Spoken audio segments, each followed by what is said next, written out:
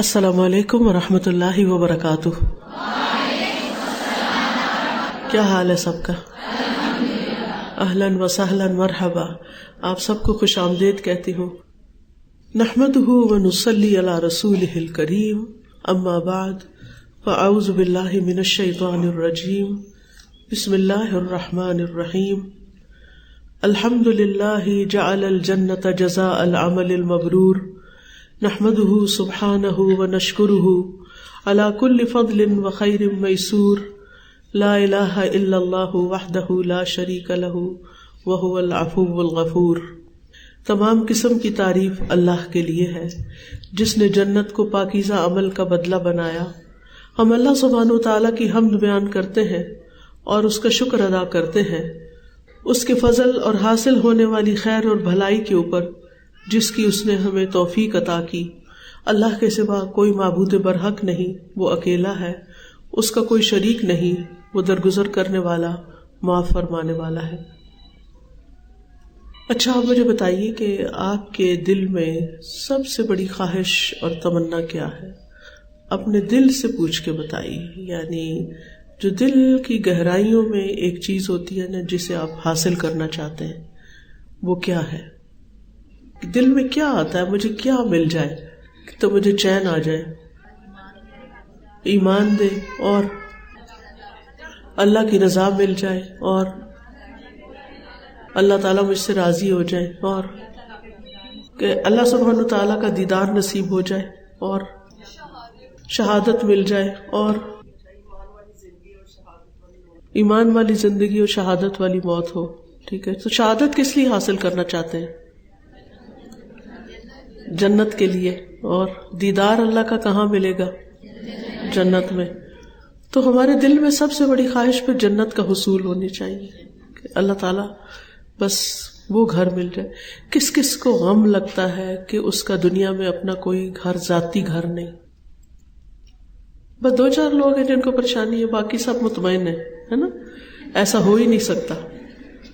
کسی بھی ایسے شخص سے جو کرائے کے گھر میں رہتا ہو یا جس کا اپنا کوئی گھر نہ ہو، اس کے دل کا حال ذرا پوچھے، اس کا دل کھول کے دیکھیں اس کی حالت کیا ہوتی ہے۔ اس کا سب سے بڑا غم یہی ہوتا ہے کہ ہمارا اپنا گھر ہو جائے، چاہے وہ عمر کے کسی بھی حصے میں پہنچا ہوا ہو، چاہے اس کی اپنی دنیا میں چند دن کی زندگی باقی ہو، لیکن اس کی خواہش اور تمنا یہی ہوگی کہ میرا اپنا گھر بن جائے۔ اور اس کے لیے لوگ اپنی ساری زندگی کے ایسٹس جمع کرتے ہیں، یعنی ہر طرح کی بچت اور ہر طرح کے پیسے جمع کر کے، جو ماں باپ سے ملے وہ بھی، جو کمائی کے ہیں وہ بھی، کوئی قرضہ لیا وہ بھی، یعنی ہر طریقہ اختیار کرتے ہیں کہ کسی طرح گھر بنا لے۔ ہے یا نہیں؟ اب میرا ایک سوال ہے آپ سے، اور وہ سوال یہ ہے کہ جتنی تڑپ اور جتنا غم اور جتنی فکر اور جتنی پریشانی اور جتنی کوشش آپ کی دنیا کا گھر بنانے کے لیے ہے، کیا اتنی ہی جنت کے حصول کے لیے بھی ہے؟ تو آپ دیکھیے کہ ہمارا غم، فکر، پریشانی کیا ہونی چاہیے کہ ہم اس کامیابی کی منزل تک پہنچ جائیں۔ تو اس لیے دنیا میں کوئی بھی غم آپ کو ستا رہا ہو، کسی بھی چیز کی کمی، کسی کی زندگی میں بیٹے کی کمی ہوتی ہے تو وہ ساری اس نے پریشانی مول لی ہوئی ہوتی ہے کہ بیٹا نہیں ہے، ہمارا کیا بنے گا۔ کسی کے پاس اولاد ہی نہیں ہے تو اس کو یہی غم اور رنج کھائے جا رہا ہے کہ اولاد نہیں ہے تو کیا بنے گا۔ کسی کی شادی نہیں ہوئی تو اس کو یہی غم کھا رہا ہے کہ شادی نہیں ہوئی، ابھی تک عمر گزرتی جا رہی ہے۔ اگر اپنی ہوئی اور بچوں کی نہیں ہوئی تو وہ ایک الگ غم پالا ہوا ہے، اگر بچوں کی نہیں ہوئی تو وہ بھی ایک الگ غم ہے۔ گویا ہم مختلف غموں میں جی رہے ہیں، اور افسوس کے ساتھ یہ کہنا پڑتا ہے کہ یہ سارے غم دنیا کے متعلق ہیں جس نے ختم ہو جانا ہے، اور ہم آخرت کے بارے میں حقیقی غم نہیں رکھتے، حقیقی فکر نہیں رکھتے، اصلی سچی فکر نہیں ہے ہماری کہ وہاں کیا ہوگا، ہمارا موت کیسے آئے گی، قبر کیسی ہوگی، حشر کے دن کہاں کھڑے ہوں گے، اور پھر اللہ سبحانہ تعالیٰ کے سامنے جب جا کے کھڑے ہوں گے تو پھر کیا ہوگا۔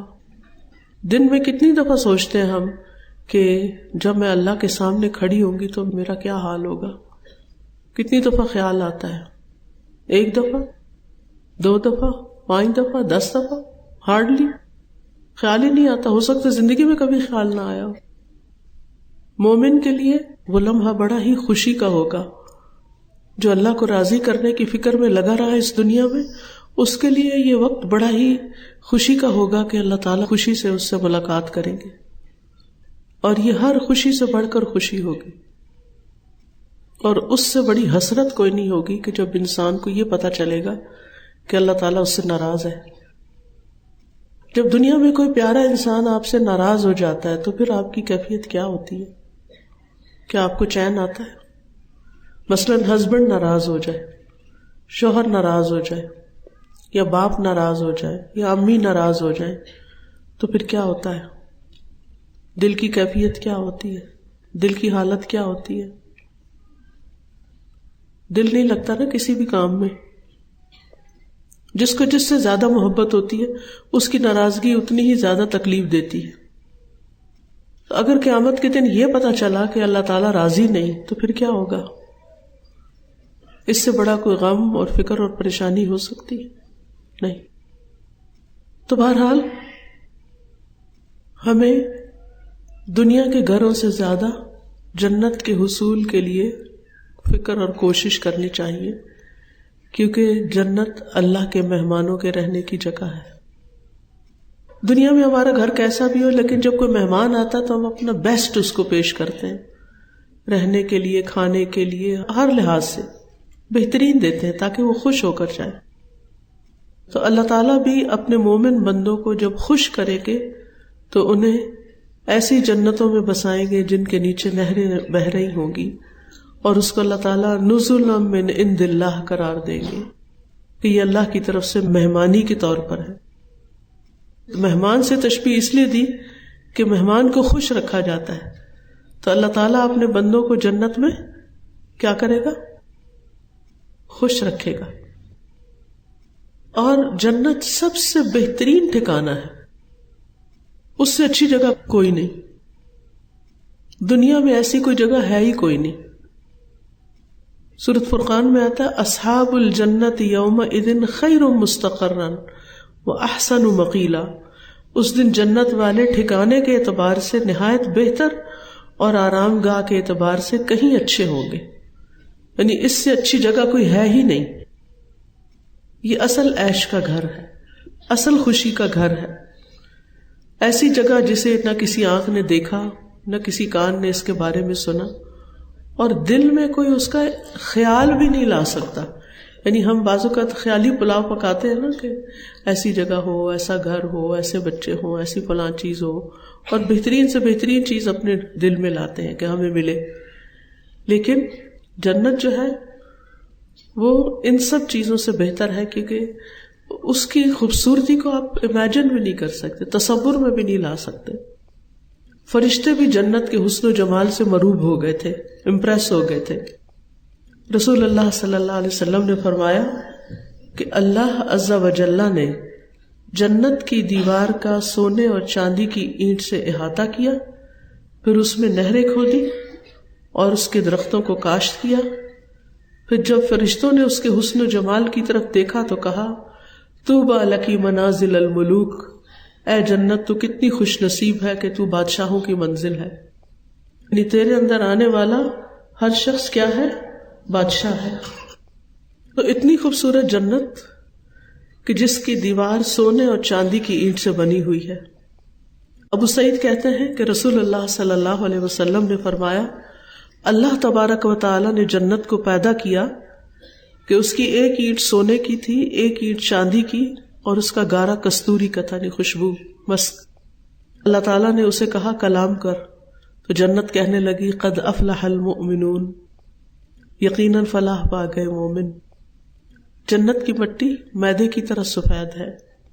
آپ نے دنیا میں بھی کچھ بیچز دیکھے ہوں گے نا جن کی ریت بالکل سفید ہوتی ہے.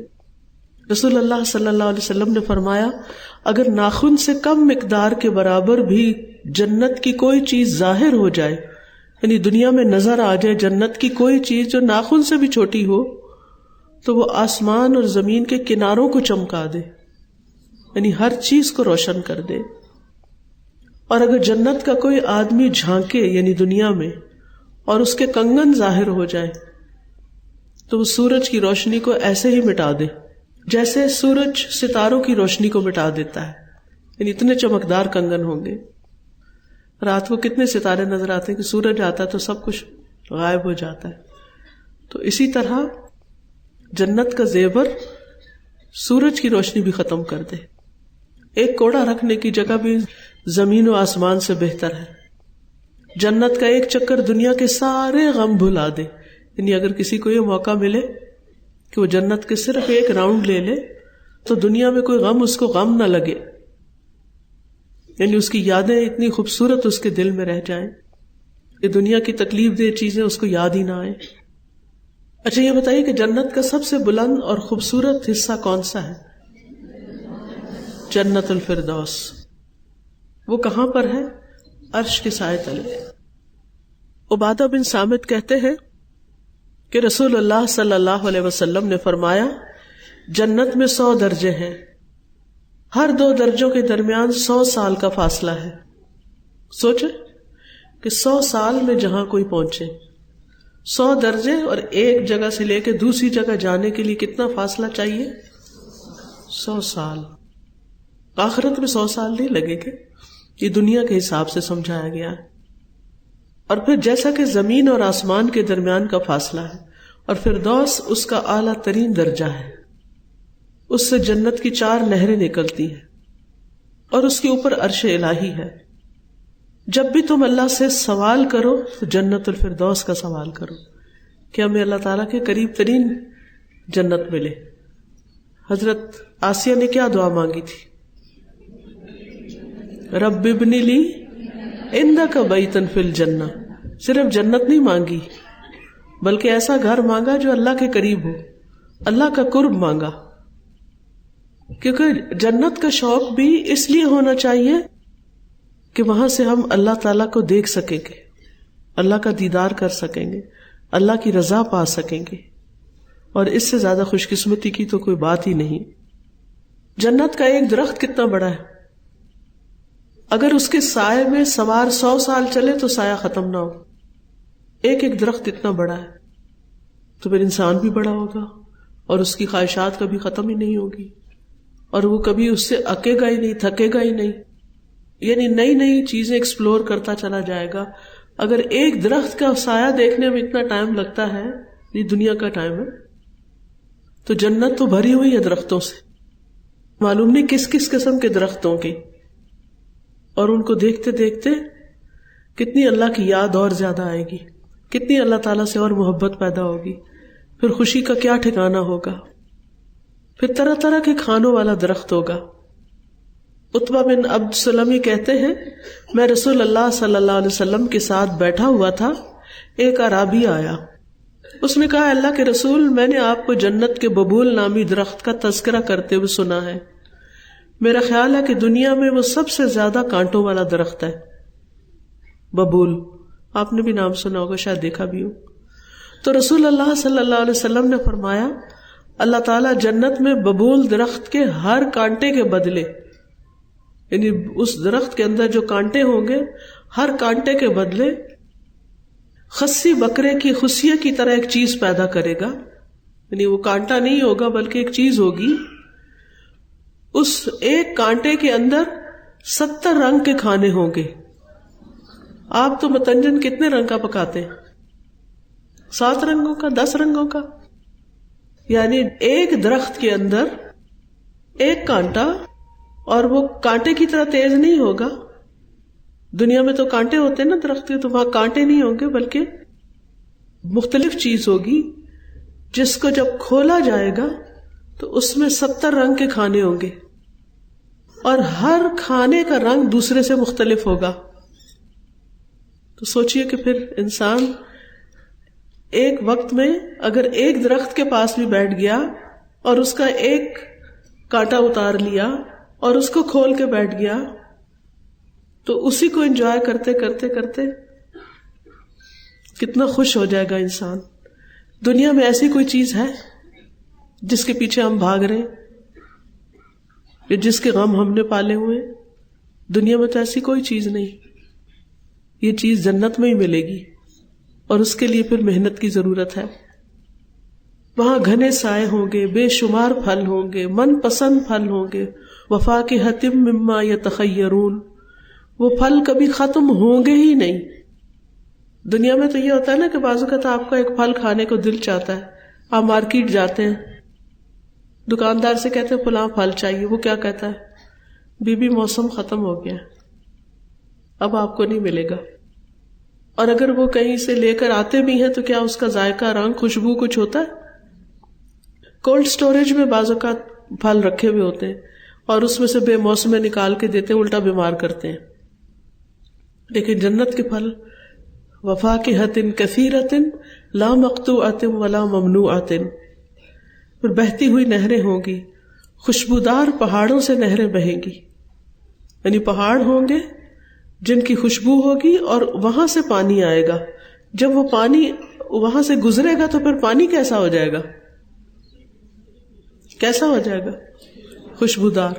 دنیا میں تو آپ دیکھیں بعض جگہوں پر پانی جیسے سمندر کے کنارے آپ گئے، بڑی خوشی خوشی جاتے ہیں، تھوڑی دیر کے بعد کیا وہاں آنے لگتی ہے اسمیل، کیسی؟ مچھلیوں کی، مری مچھلیوں کی اسمیل آنے لگتی ہے، یا اور اسی طرح کی کسی چیز کی اسمیل آنے لگتی ہے.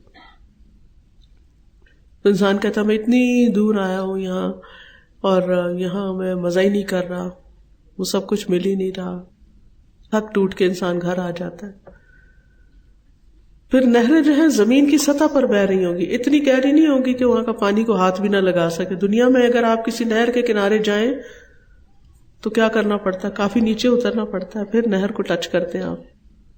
اور پھر نہروں کے کنارے جو ہیں موتیوں کے اور یاقوت کے، اور ان کی مٹی جو ہے وہ خالص کستوری ہوگی. کتنی خوبصورتی ہوگی وہاں. بلند و بالا گھر ہوں گے، اونچی نشستیں ہوں گی، سونے اور جواہرات سے بنے ہوئے تخت ہوں گے، خوبصورت بستر ہوں گے، ریشم کا لباس ہوگا، سونے اور موتی کے کنگن ہوں گے، سونے کے برتن ہوں گے، چاندی کے برتن ہوں گے، بہت سے مشروبات ہوں گے. تو آپ دیکھیے کہ یعنی جو مشروبات ہوں گے نا، ڈرنکس، وہ کئی قسم کے ہوں گے. ایک یہ کہ آپ کہیں جا رہے ہوں گے سیر و تفریح کرنے، وہاں آپ کا دل چاہے گا فلاں ڈرنک پینا ہے، تو آپ اشارہ ہی کریں گے تو وہ بہہ کر آپ کی طرف آ جائے گا. یفجرونہا تفجیرا، جہاں چاہیں گے اس کو نکال کے لے جائیں گے. دوسرا یہ ہوگا کہ جنت کے جو ولدان ہیں، جو بچے ہیں جنت میں، خادم، وہ آپ کو سرو کریں گے، اور بہت عمدہ طریقے سے کرسٹل کلیئر چاندی کے کپس میں وہ ڈالیں گے ڈرنک، اور اندازے کے ساتھ ان کو بھرا ہوگا. پھر وہ آپ جو بھی پسند کریں گے پیئیں گے. اور ایک اور اعلیٰ درجے کے لوگ ہوں گے جن کو وَسَقَاهُمْ رَبُّهُمْ شَرَابًا طَهُورًا، ان کا رب ان کو شراب طہور پلائے گا، اللہ تعالیٰ خود پلائیں گے. تو اب آپ سوچئے کہ دنیا میں ایسی کوئی عزت انسان کو کہیں سے مل سکتی ہے.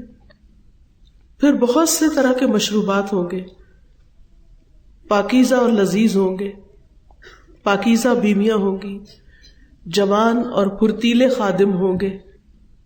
وَيَطُوفُ عَلَيْهِمْ وِلْدَانٌ مُخَلَّدُونَ إِذَا رَأَيْتَهُمْ حَسِبْتَهُمْ لُؤْلُؤًا مَنْثُورًا، ان کی خدمت کے لیے ایسے لڑکے دوڑتے پھر رہے ہوں گے جو ہمیشہ لڑکے ہی رہیں گے. جنت کے خادم ایسے ہوں گے کہ جب آپ ان کو دیکھیں گے تو یوں لگے گا جیسے موتی بکھرے ہوئے، اتنے صاف ستھرے اور خوبصورت. جنت میں حسن و جمال بڑھانے والے بازار ہوں گے کہ انسان ان بازاروں میں جا کے واپس آئے گا تو گھر والے کہیں گے تم لوگ تو اور زیادہ خوبصورت ہو گئے ہو. یہاں بازار کا ایک چکر لگ جائے تو کیا ہوتا ہے، پہلے حال سے بھی جاتا ہے انسان. جنت میں ہر خواہش پوری ہوگی، ہمیشہ کی زندگی ہوگی، کوئی وہاں سے نکالے گا نہیں. اور سب سے بڑی نعمت اللہ کا دیدار ہوگی، اور اللہ کے دیدار سے بڑھ کر کوئی چیز جنت والوں کو پیاری نہ ہوگی. اب سوال یہ پیدا ہوتا ہے کہ جنت میں جانے کا طریقہ کیا ہے؟ تو کچھ چیزیں ریمائنڈ کرا دیتی ہوں آپ کو، اپنے آپ کو بھی، آپ کو بھی، کہ اگر جنت میں جانا تو کیا کیا کرنا ہوگا. اپنی اپنی چیک لسٹ بنا لیتے ہیں ہم. سب سے پہلے تو ایمان اور اس پر استقامت، اس سے نہیں پھرنا. ان الذین قالوا ربنا اللہ ثم استقاموا فلا خوف علیہم ولا هم يحزنون اولئک اصحاب الجنۃ خالدین فیہا جزاء بما كانوا يعملون. پہلی چیز کیا ہے شرط جنت میں جانے کی؟ اب آپ بولیں ایمان اور اس پر استقامت. دوسری ہے ایمان اور عمل صالح، نیک اعمال. والذین آمنوا وعملوا الصالحات اولئک اصحاب الجنہ ہم فیہا خالدون. پھر ایمان اور اسلام. الذین آمنوا بآیاتنا وکانوا مسلمین ادخلوا الجنۃ انتم وازواجکم تحبرون. وہ لوگ جو ہماری آیات پر ایمان لائے اور وہ مسلمان تھے، فرما بردار تھے، اطاعت گزار تھے، ان سے کہا جائے گا تم اور تمہاری بیویاں جنت میں داخل ہو جاؤ، تم خوش کیے جاؤ گے، تمہیں یہاں خوش کر دیا جائے گا. پھر طہارت، پاکیزگی، صفائی، ظاہری بھی اور باطنی بھی. جنت میں جانے کے لیے کیا چاہیے؟ صفائی، طہارت، پاکیزگی، ظاہری اور باطنی. الذین تتوفاہم الملائکۃ طیبین یقولون سلام علیکم ادخلوا الجنۃ بما کنتم تعملون.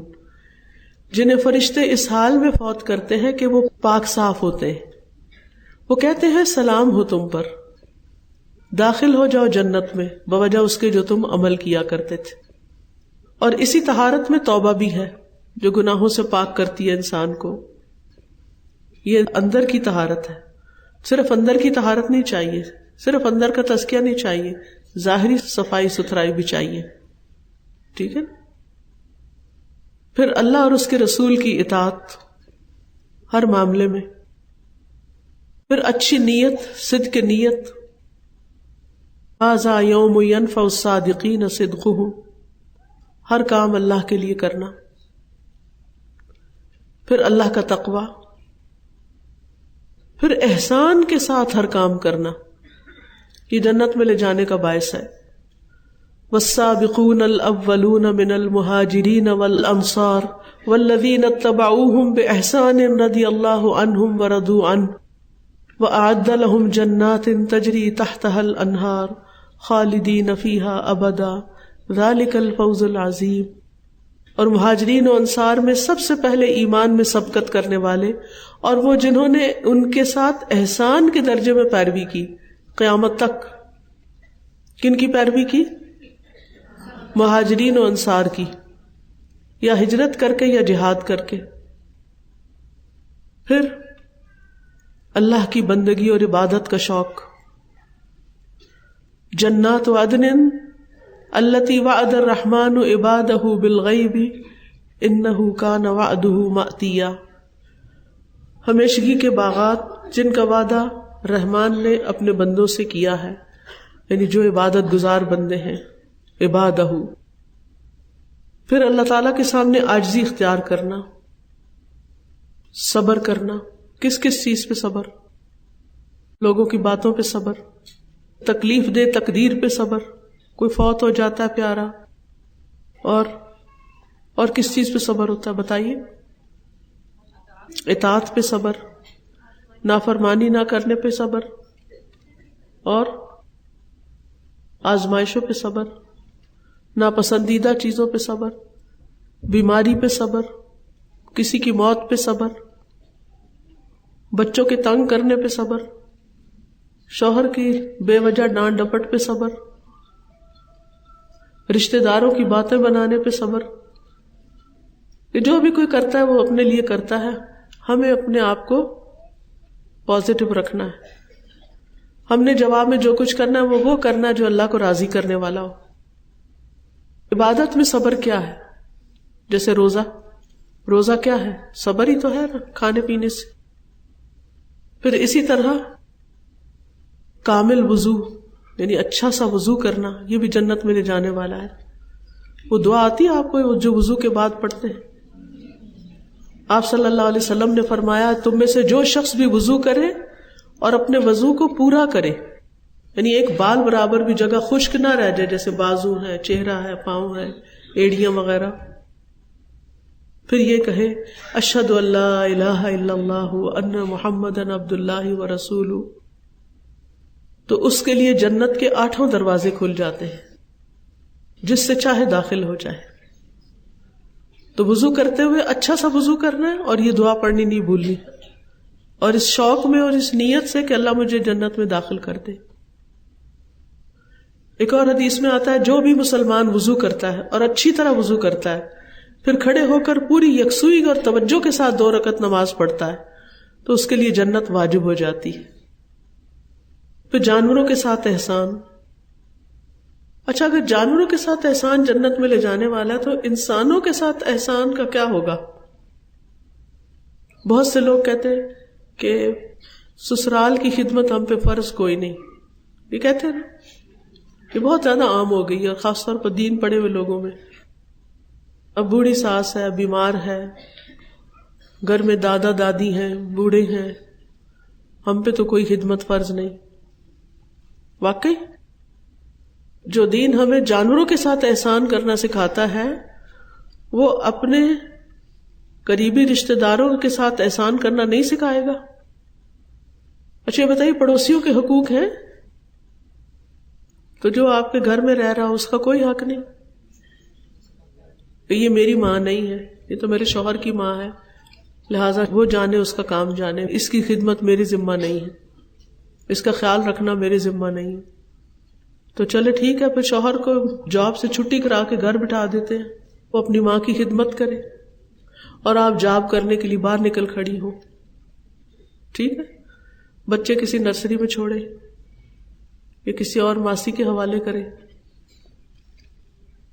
شوہر گھر میں ہے، تھوڑی بہت ماں کی خدمت کی، باقی آرام کیا، آپ تھکی ہوئی واپس آتی ہیں گھر، پھر گھر آ کے کیا ہوتا ہے؟ گھر کے کام ہوتے ہیں، کیونکہ بچوں کے لیے تو کھانا بنانا ہی ہے نا، ساس کے لیے تو بنانے کی ضرورت نہیں ہے، لیکن بچوں کے لیے تو بنانا ہے نا، وہ تو فرض ہے یا نہیں ہے وہ بھی کوئی نہیں، وہ بھی کسی اور کے ذمہ ہے۔ اور جب پھر شوہر بیوی سے اپنا حق مانگے گا تو بیوی تیار نہیں ہوگی، کیونکہ وہ بہت تھکی ہوئی ہے، پھر نتیجہ کیا ہوگا؟ شوہر کیا کرے گا؟ وہ کیا کرے گا؟ وہ اور عورتوں کی طرف دیکھے گا، اس کو میسج کرے گا، اس کو کرے گا، اس کے پیچھے جائے گا، اس کے پیچھے جائے گا، تو خوب گھر چلے گا نا؟ کیا خیال ہے؟ کیونکہ ہمارے ذمہ تو نہیں ہے نہ ساس کی خدمت نہ گھر کا کام، ہمارے دین نے تو نہیں کہا عورت کرے، پھر کون کرے؟ تو جانوروں کے ساتھ احسان میں کیا آتا ہے؟ جیسے ایک عورت نے بلی کو کھانا نہیں دیا، وہ مر گئی، تو کیا ہوا؟ حالانکہ وہ بہت عبادت گزار تھی، آپ نے کہا اس کے لیے جہنم ہے۔ اور ایک کہتے ہیں فاحشہ عورت تھی، لیکن اس نے کتے کو دیکھا کہ وہ مٹی چاٹ رہا ہے، تو وہ پانی پی کے جب کنویں سے باہر نکلی تو دوبارہ گئی، اپنے موزے میں پانی بھر کے لائی، کتے کو پلایا، تو اللہ تعالیٰ نے اس کی قدردانی کی اور اس کو جنت میں داخل کر دیا۔ پھر اسی طرح اگر کوئی فوت ہو جائے اور اس کے بارے میں سمجھدار لوگ گواہی دیں کہ یہ نیک شخص تھا، تو پھر بھی کیا ہوگا؟ اس شخص کے لیے بھی جنت ہوگی۔ لیکن جس شخص کا تعلق نہ اپنے گھر والوں سے اچھا ہو، جو عورت نہ اپنے میاں کے ساتھ اچھی ہو، نہ رشتہ داروں کے ساتھ، نہ ساس سسر کے ساتھ، کسی کے ساتھ اس کا تعلق اچھا ہی نہیں، اس کے لیے کون گواہی دے گا؟ کون گواہی دے گا یہ بڑی نیک عورت تھی؟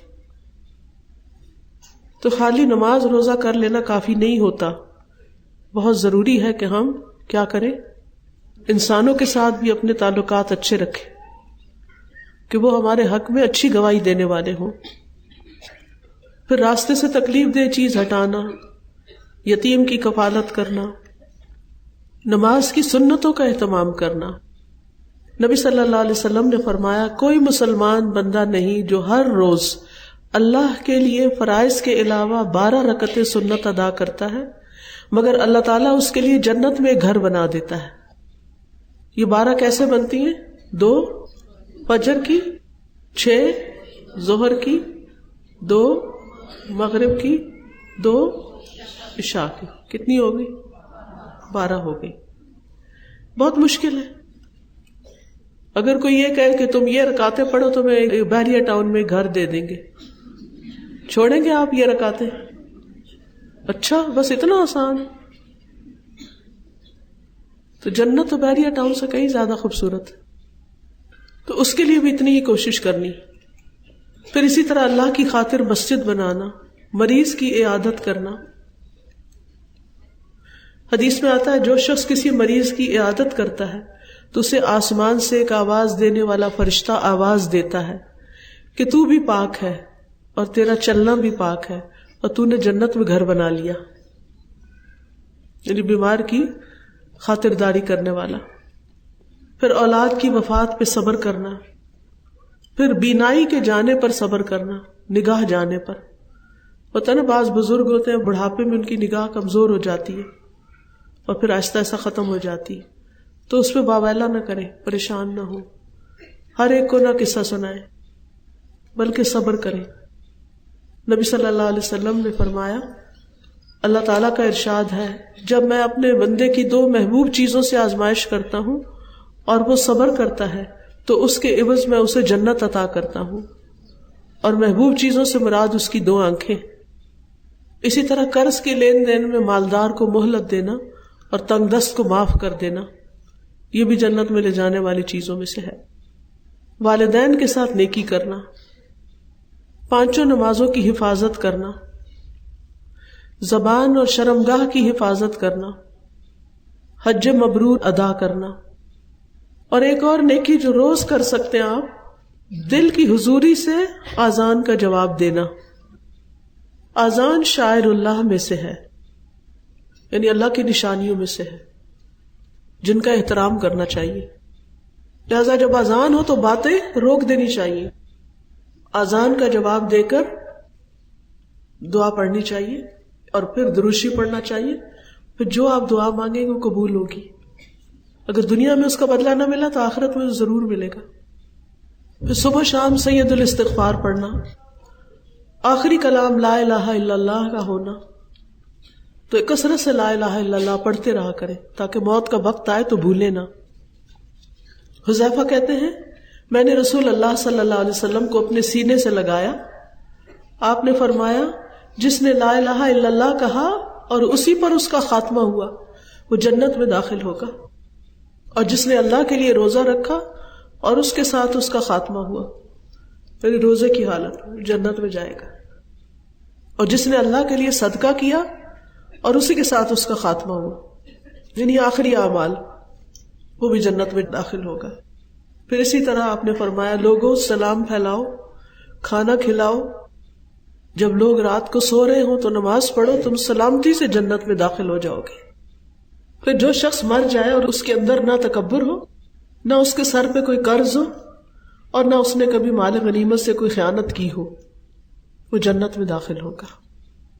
اسی طرح جو شخص 12 سال اذان دے اللہ کے لیے وہ بھی جنت میں داخل ہوگا.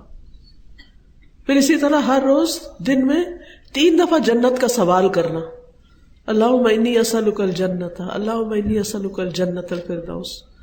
باندھ لیں اپنے اوپر، فجر کی نماز یا مغرب یا کسی وقت بھی ایک ٹائم رکھے کہ آپ لازمی روزانہ یہ دعا مانگیں کہ اللہ میں تو اس سے جنت کا سوال کرتی ہوں، اعوذ بک من النار، اور جہنم سے پناہ چاہتی ہوں. پھر اچھا اخلاق اپنانا، جھوٹ اور جھگڑے کو چھوڑ دینا. رسول اللہ صلی اللہ علیہ وسلم نے فرمایا میں ذمہ دار ہوں ایک محل کا جنت کی ایک جانب، اس شخص کے لیے جو جھگڑا چھوڑ دے اگرچہ حق پر ہو، جھگڑا چھوڑ دے، اور ایک محل کا جنت کے درمیان میں اس شخص کے لیے جو جھوٹ چھوڑ دے اگرچہ مذاق میں ہی ہو، اور جنت کی اعلیٰ منزلوں میں ایک محل کا اس شخص کے لیے جو اپنے اخلاق کو اچھا بنا لے. پھر کوئی تکلیف پہنچے تو بس پہنچتے ہی صبر کر لینا، صدمے کے ابتدا میں صبر کر لینا، غصہ چھوڑ دینا، لوگوں سے کچھ نہ مانگنا. پھر عورت کے لیے رسول اللہ صلی اللہ علیہ وسلم نے فرمایا جو عورت 5 وقت کی نماز پڑھتی ہو، ماہ رمضان کے روزے رکھتی ہو، اپنی شرمگاہ کی حفاظت کرتی ہو، یعنی جو زنا وغیرہ سے، اور اپنے شوہر کی اطاعت کرتی ہو، اسے کہا جائے گا جنت کے جس دروازے سے چاہو داخل ہو جاؤ. ہر نماز کے بعد آیت الکرسی پڑھنا. پڑھتے ہیں آپ سب لوگ؟ الحمدللہ. اللہ اور اس کے دین اور اس کے نبی سے راضی ہونا، رضیت باللہ ربا وبالاسلام دینا وبمحمد النبی. پھر سورۃ ملک کو یاد کرنا اور اس کو پڑھتے رہنا. کس کس کو سورۃ ملک زبانی یاد ہے؟ ماشاءاللہ. جن کو نہیں یاد وہ بھی کر لیں. 30 آیتیں ہیں، ہر روز ایک آیت کریں گے، مہینے میں یاد ہو جائے گی، پڑھنی آسان ہو جائے گی پھر، کیونکہ رات کے وقت بستر پہ لیٹ کے بھی زبانی آپ پڑھ سکتے ہیں. پھر قرآن مجید پڑھتے رہنا اور اس پر عمل کرنا، کیونکہ قرآن مجید سفارش کرے گا اور اس کی سفارش مانی جائے گی، اور یہ اپنے پڑھنے والوں کے حق میں بحث کرے گا اور اس کی تصدیق کی جائے گی. جس نے قرآن کو اپنے سامنے رکھا یہ جنت کی طرف اس کی رہنمائی کرے گا، اور جس نے اس کو اپنی پیٹھ پیچھے پھینک دیا یہ ہانک کر اسے جہنم میں لے جائے گا. بعض لوگ جب کورس کر رہے ہوتے ہیں تو اس وقت تو قرآن پڑھتے ہیں روز، جب کورس ختم ہو جاتا ہے تو پھر کیا کرتے ہیں؟ پیچھے رکھ دیتے ہیں کہیں، کبھی کبھی پڑھتے ہیں، پھر کرتے کرتے بالکل بھول جاتے ہیں. تو یہ نہیں کرنا آپ نے، ٹھیک ہے؟ اللہ کرے کہ ہمیں ان باتوں پر عمل کی توفیق نصیب ہو. آپ میں سے کوئی کچھ کہنا چاہتا ہے؟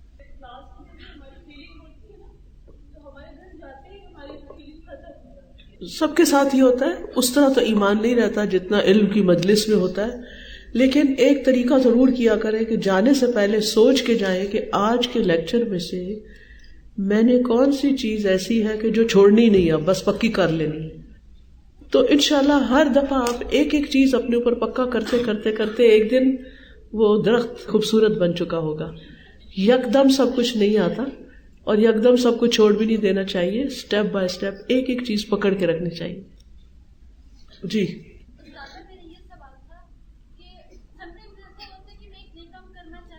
اوکے.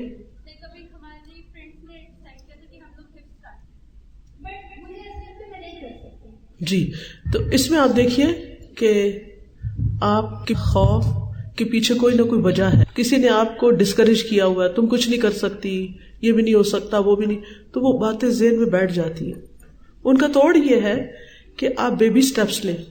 ایک دم پورا قرآن حفظ کرنے کی بجائے آپ چھوٹی چھوٹی صورتوں سے شروع کر لیں اور اپنا سٹیمنا اور اپنا موڈ دیکھتے جائیں، اور جو جو آپ کرتے جائیں گے آپ کا کانفیڈینس بڑھ جائے گا اور آپ پورا بھی کر سکیں گے. لیکن میں بتانا چاہتی ہوں کہ آج کی بھی کوششیں جو ہے انسان کے لیے وہ بہت زیادہ ٹھہری ہوئی ہیں.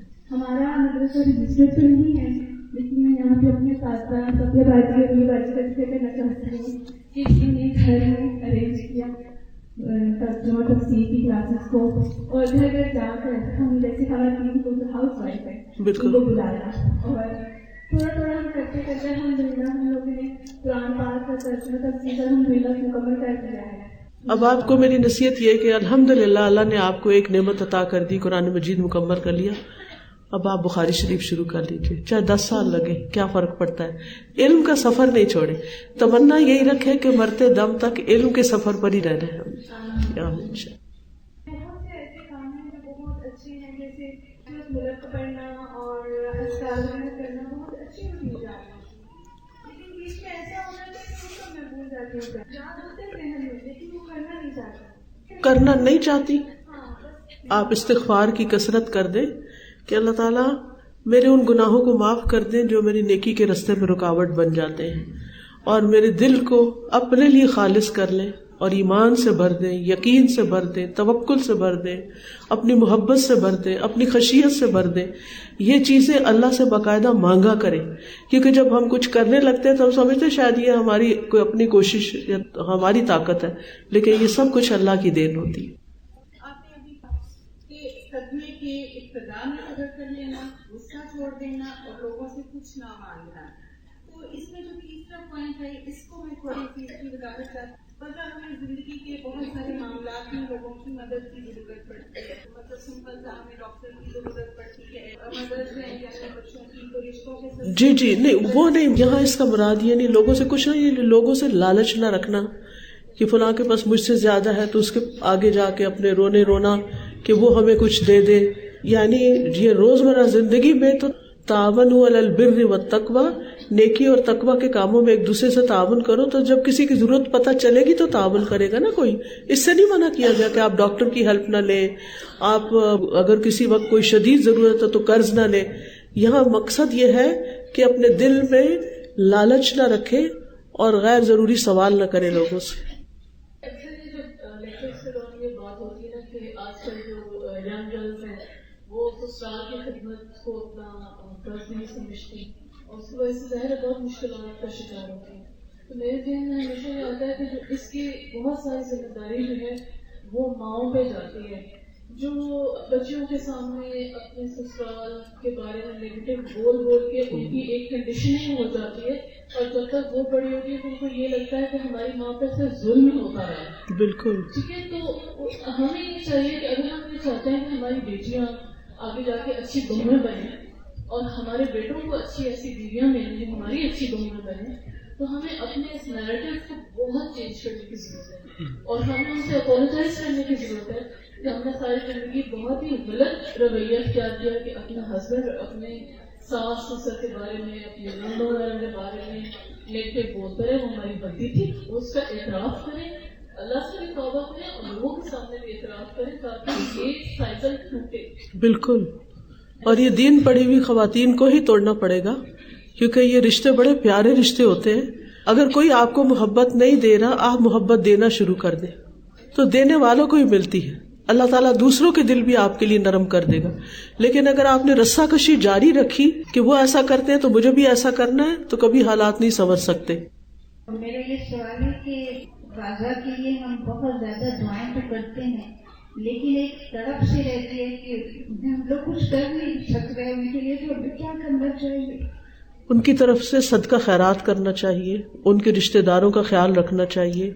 اگر انہوں نے کوئی وصیتیں کی ہیں یا ان کے کوئی کام رہتے ہیں یا ان کی کوئی خواہشات تھی زندگی میں کچھ کرنے کی، ان کو پورا کرنا چاہیے، تو انشاءاللہ آپ کو تسلی ہوگی. میرا یہ سوال ہے کہ جو مجھے ہمیشہ اپنے ساتھ یا معاشرے میں اور اپنے بچوں کی تربیت کے لیے کمی محسوس ہوتی ہے، وہ یہ ہوتی ہے کہ ہم منافقت کو پن پوائنٹ نہیں کرتے. حالانکہ جب اللہ تعالیٰ نے منافقت ایکسپلین کرنی شروع کی تو منافقوں کی بہت ساری نشانیاں میرے ہم سب میں ہوتی ہیں. تو میں آپ سے پوچھنا یہ چاہ رہی تھی کہ ہم بچوں کو یہ کیسے سکھائیں، کیونکہ میری بیٹی اب 11 سال کی ہے، بڑی ہو رہی ہے، سمجھدار ہے، ایک 8 سال ہے، 3 سال کا. تو مجھے یہ سمجھ نہیں آتی کہ میں ان کو کیسے بتاؤں گی یہ چیز منافقت میں آتی ہے. کبھی کوئی بات ایسی ہو جاتی ہے. ایک تو ہوتا کہ رینڈملی کوئی چیز یہ منافقت ہے، وہ تو بچے کو منافقت کا کانسیپٹ ہی نہیں پتا ہوتا. اور ایک یہ ہے کہ ریگولر بیسس پر آپ اس کے ساتھ کچھ نہ کچھ تعلیم کا سلسلہ شروع کریں، چاہے ونس اے ویک ہو، چاہے ونس اے ڈے ہو. کوئی اچھی کتابیں اس کے ساتھ ریڈنگ شروع کریں اور پھر ڈے ٹو ڈے لائف سے ایگزامپل دے کے وہاں اس کو ایکسپلین کریں. ٹھیک ہے، سچویشن آنے پہ کہنا یہ ٹھیک نہیں، یہ غلط ہے، وہ کم اثر ڈالتا ہے. اور اگر پہلے سے ایک ذہن تیار کیا ہوا ہو تو بچہ خود بھی سوچنے کے قابل ہو جاتا ہے.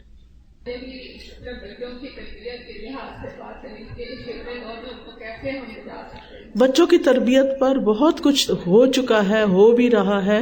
یہ جو ہمارے بچے کی ویب سائٹ ہے وہاں پر آپ کو بے شمار لیکچر ملیں گے. میرے لیکچرز بھی ہیں ہم اور ہمارے بچے سیریز کے. تو ماؤں کو باقاعدہ بچوں کی تربیت کا طریقہ سیکھنا چاہیے. ٹھیک ہے، یہ بھی ایک آرٹ ہے، یہ بھی سیکھنے سے آئے گا. جی میں یہ پوچھنا تھا کہ ہم اپنے بچوں کو دین کی تعلیم کی طرف لے کے آتے ہیں. بعض اوقات ایسا ہوتا ہے کہ بچے دین کی تعلیم حاصل کرنا شروع کر دیتے ہیں، تو ایسا ہوتا ہے بعض اوقات کہ وہ درمیان میں آ کر نہ تو چیز چھوڑ دیتے ہیں یا پھر وہ تنگ کرتے ہیں والدین کو. تو ان کے لیے کیا مطلب ہے کہ وہ دوبارہ شوق سے ان کی لگن کے ساتھ اس کی پہلے تو ریزن معلوم کریں. سب سے پہلے تو وجہ معلوم کرنی پڑے گی کہ یہ ہو کیوں رہا ہے. کیا آپ نے توجہ نہیں دے رہی یا اس کو کوئی چیز پریشان کر رہی ہے. یعنی جب تک وجہ نہ پتا چلے تو علاج بھی نہیں ہو سکتا. اور اس کے لیے خوب آیت کریمہ پڑھیں، اللہ تعالیٰ سے مدد مانگے کہ اللہ مجھے سجھا کہ میں اب اس مسئلے کا حل کیسے کروں. یہ سب کے ساتھ ہی تقریباً ہوتا ہے. بہت کامن سا ایک ٹاپک آپ سے ڈسکس کرنا چاہ رہی تھی. آپ نے ابھی بات کی ہے کہ جھگڑا چور میں اگرچہ حق پر ہو. تو کچھ معاملات خواتین کے حوالے سے ایسے ہوتے ہیں جو ہمارے معاشرے میں خواتین کو فیس کرنے پڑتے ہیں.